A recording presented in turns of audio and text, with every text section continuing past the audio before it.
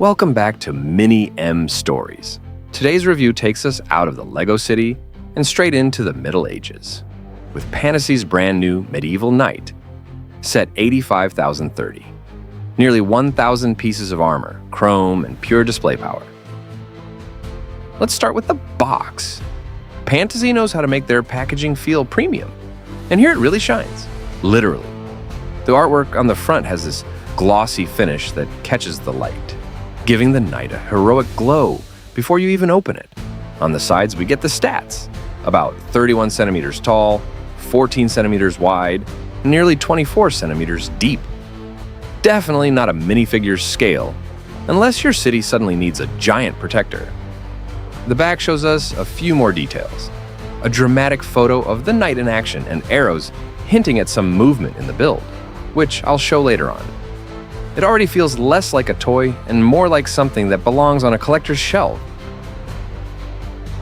Inside, Pantasy continues that collector's touch. The instruction manual is really great. Thick pages, high-quality print, and bright colors that pop off the paper. The background art gives the manual almost a coffee table book vibe, and the step-by-step instructions are clear and easy to follow.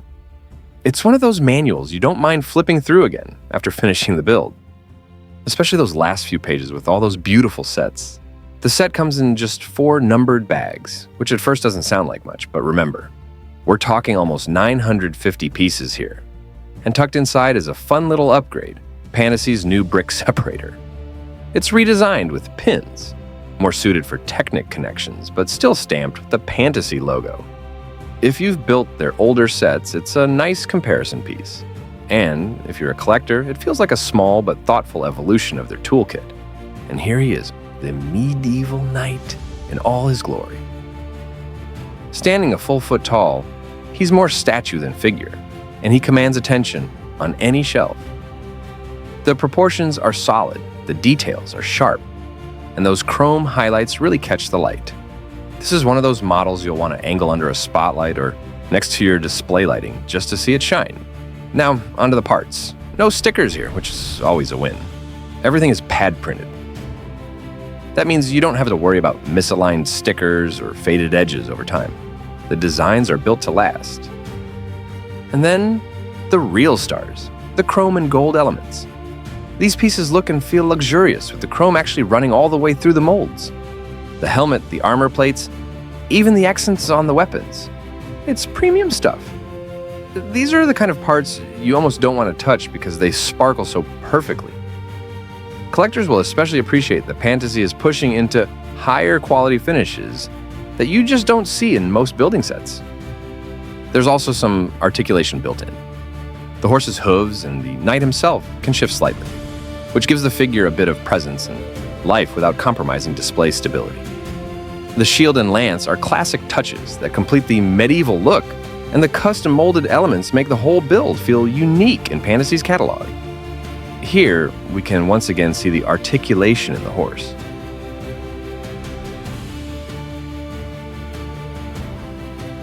And as you noticed earlier, the knight can actually be removed from the horse.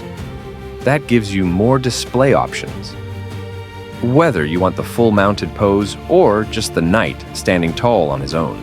There are also some clever little design choices. For example, these shoulder pads are actually repurposed minifigure helmets. It's a smart move from Pantasy that not only looks great, but also feels like a fun Easter egg for collectors who enjoy spotting those kinds of details. The knight's head is fully articulated, so you can give him natural poses, and swapping the lance for the sword is quick and easy. Both weapons look great in his hands, adding to the versatility of the display. From the front, the knight looks fantastic. The chrome shine, the golden accents, and the strong posture all come together to create an imposing presence. It's the kind of model that immediately draws the eye when you walk into the room.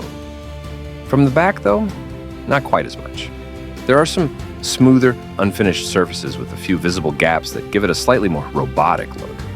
It's that less glamorous side that most large display models tend to have, usually hidden away at the back of the shelf. Still, overall, the set works really well. From the front or side angles, which is how most collectors will display it, the imperfections fade away and what remains is an impressive centerpiece. The imposing height, the premium finishes, and the clever use of parts make this knight look ready to guard an entire medieval collection.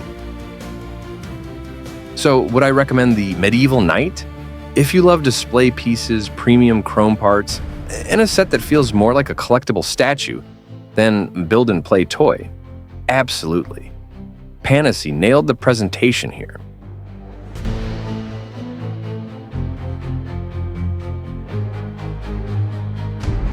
And we've reached the end. I hope you enjoyed the video. If you want to check this set, I've left links in the description, along with my code MiniMStories for 10% off.